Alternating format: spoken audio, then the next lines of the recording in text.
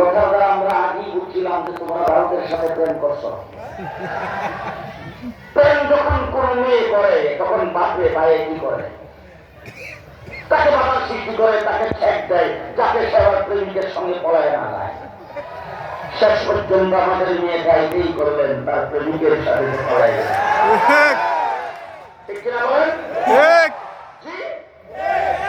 এবার যখন বাবার মেয়ে যখন প্রেমিকের সাথে পলায় যায়, মেয়েকে যখন হুমকি ধমকি দেয়, আনার জন্য চেষ্টা করে, সমস্ত পন্থা অবলম্বন করে যদি দেখে আসবে না, তখন বাবা কিন্তু তীর্থ ব্যক্ত করে তাকে আর বাড়িতে আসতে দেয় না।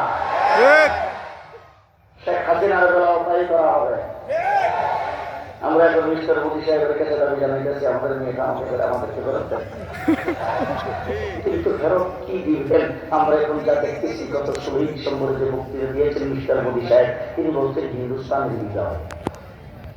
এর দ্বারা কি বুঝাইতে চাচ্ছেন মিস্টার মোদী সাহেব? আমাদের মেয়েটাও দিচ্ছেন যৌতুক প্রস্তাব।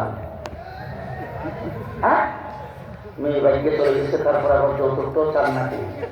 তবে একটি কথা আমার আপনাকে অনুরোধ করে বলবো, আমাদের সম্পর্কে, বাংলাদেশ সম্পর্কে কিছু বলার আগে, ওই বাংলাদেশ কিন্তু 2018 আর 2023-এর বাংলাদেশ নয়, 2022-এর বাংলাদেশ নয়। রাতের ভোট দিনে করে যারা ক্ষমতায় ছিল তাদের বাংলাদেশ এখন আর নয়। বাংলাদেশ সম্পর্কে কথা বলতে একটু আফগানিস্তানের দিকে তাকায় কথা বলবেন।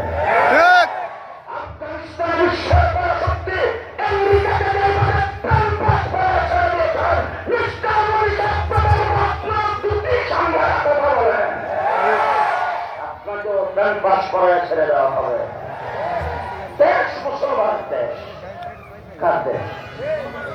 কার দেশ? আছে কথা তো, কার দেশ? মুসলমানের দেশ। আপনাদের পাকুলাবাজারে যে সমস্ত হিন্দু সনাতন ধর্মের বাইরে ব্যবসা করে, তারাও কিন্তু কথাবার্তায় অনেক সময় বলে আল্লাহর রহমতে